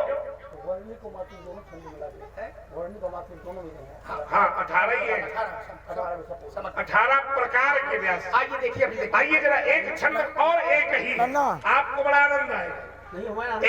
एक छंद एक और है, मालनी जाति नाम का छंद। अकेले है? एक ही है। अब ये तुम बताओ, मान लो हमें नामत होता तो फिर को नामत है? विश्वास है कि आपको एक ही छंद है, एक ही। अतिरिक्त बलधामम है मसैला बदे हम दर्द बर किसान, एक ही छंद है पूरी रामचरितमानस। मालिनी जात का उपजाति नाम का छंद और मालिनी जाति का छंद। आओ जरा देखे पंचचामर छंद। कौन छंद? पंचचामर। विद्यार्थियों को पढ़ाते हो ना? ठीक है, या मैं नहीं पढ़ा रहे? पढ़ाएगा। पंचचामर छंद और पूरी रामचरितमानस में पंचचामर छंद दुई है। देखो हमारे यहाँ जो छंद अलंकार सुधार ये तीनों का रसस्वादन होता ही है। 2 है तो एक हम बताए दे रहे हैं, एक तुम बता दो। ऐसे कहिए। एक है नमामि भक्त वत्सलम, कृपालुशील को। ये पंचचामर नाम का छंद है। दूसरा है विनिश्चितम बदामि तेन अन्यथा बचांसि में हरिम नरा भजन्त्यति दुष्पराम तरल। वाह, 2 छंद है पूरी रामचरितमानस। हिंदी के 8 है हिंदी। और देखिए अब जैसे हिंदी में चौपाया छंद है, पदकमल परागा, पदकमल, ये चौपाया छंद है। भाई प्रकट कर पाला ये चौपाया दीनदयाल। छंद है। अब देखिए हिंदी के छंदों में रामचरितमानस में आचार्य तुलसी ने सबसे ज्यादा हिंदी के छंदों में हरगीतिका नाम के छंदों का ज्यादा प्रयोग किया। क्या बात है बेटे, वाह। हरगीतिका छंद और छंद है, लेकिन हिंदी के छंदों में हरगीतिका छंद ज्यादा मिले। जैसे क्या जी? मन जाहि रांचव मिलई सोबर सहज सुंदर सावरो व्यास जी करुणानिध। ये सब लिख रहे हैं। व्यास जी नोट कर रहे मैं बताऊं, आप अगर हम लिखते न होते तो आज आपके बीच में न बैठते हो। अरे नहीं, आप बहुत अगर हमने जीवन भर न लिखा होता, जीवन आप तो जानते हैं श्रीमद् भागवत भी मैंने लिखा है, तो अगर मैं लिखता ना होता तो आज आपके बीच में बैठने का साहब। देखिए यही तो सत्संग है। पाठ तो रोज होते हैं, चलो होते रहते हैं। आओ देखिए तो हरगीतिका छंद हिंदी की और संस्कृत में सर्वाधिक छंदों का किस प्रयोग किया है आचार्य तुलसी? हिंदी के छंदों में हरगीतिका का सबसे ज्यादा प्रयोग किया है। और ब्यास जी संस्कृत के छंदों में आचार्य तुलसी ने सबसे ज्यादा शार्दूल विकीर्णित छंद का प्रयोग किया। शार्दूल विकीर्णित। अब जैसे और उसके बाद है अनुष्टुप छंद। अनुष्टुप छंद जो आप कह रहे थे अमात्रिक व्यास जी, तो अनुष्टुप छंद दूसरे क्रम में है और हमें लगता है लगभग 6 या 7 छंदों का प्रयोग है। हाँ ठीक कहा आपने। जैसे बालकांड का मंगलाचरण, तो बालकांड के मंगलाचरण में जितने छंद हैं वर्णानाम संधानाम रसानाम छंद सामप से लेकर के सब, एक छंद को केवल अगर छोड़ दिया जाए तो सारे अनुष्टुप छंद है। नाना पुराण निगमागम सम्मतम यत्, ये भर नहीं है, बाकी सब अनुष्टुप। ये छंद नहीं है अनुष्टुप छंद। टीटू ये छंद अनुष्टुप छंद नहीं है। नाना पुराण निगमागम सम्मतम यत्, ये कौन सा छंद है पंडित जी? इस छंद का नाम है बसंत तिलका। वाह, बसंत पढ़े लिखे लोग बैठे इसलिए ये यात्रा में कर रहा हूं। बसंत तिलका नाम का छंद है। आप जीवन भर इस पर शोध करिए, जीवन भर पढ़िए। कोई कोई अधारी कभी कभी ऐसी आ जाए कि अपने आप नया भाव निकल के और थोड़ी चर्चा कर ली इस पर। आचार्य तुलसी ने पूरी रामचरितमानस में, पूरी रामचरितमानस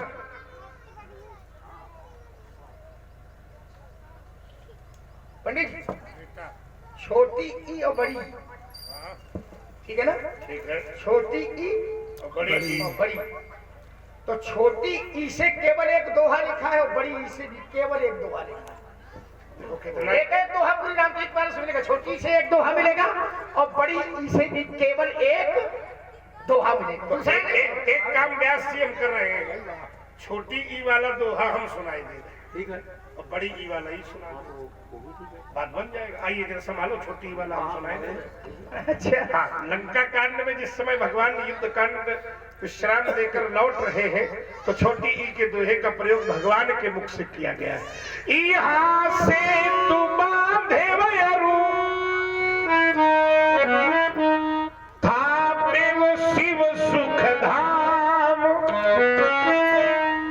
सीता सहित कृपा निधि शंभु ही कीन प्रणाम। वाह, और बड़ी वाला लक्ष्मणे वाला है। कौन वाला?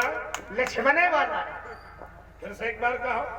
लक्ष्मण नहीं करे, लक्ष्मण। तभी तुम कह रहे लक्ष्मण। क्यों? आचार्य तुलसी ने पूरी रामचरितमानस में अगर श्लोकों को छोड़ दिया जाए तो छंद चौपाई दोहा सोरठा में कहीं अना का प्रयोग ही नहीं किया। लक्ष्मण नहीं लिखा था, लक्ष्मण नहीं मिलेगा। जहाँ जहाँ मिली तहाँ लक्ष्मण मिली। लक्ष्मण। अना की जहाँ आवश्यकता है तो छंद चौपाई दोहा सोरठा में आचार्य तुलसी ने अना की जगह ना का प्रयोग किया है। केवल श्लोकों में आपको अना मिलेगा। वर्णानाम अर्थ संघानाम रसानाम छंद सामपी मंगलानाम चकर्तारो वंदे वाणी विनायक। तो बड़ी ही वाला वो लक्ष्मण का है। क्या लक्ष्मण? लक्ष्मण बनोगी राम? लक्ष्मण, लक्ष्मण वाला है ये दोहा बड़ी से। लगाओ दिमाग जरा, सातों कांड में बनो तो ना। अरे बड़े नहीं हो, छोटे हो। लक्ष्मण माने छोट, अब का राम माने बड़े, लक्ष्मण माने हल्का। हल्का अब इतना हल्का है, देखो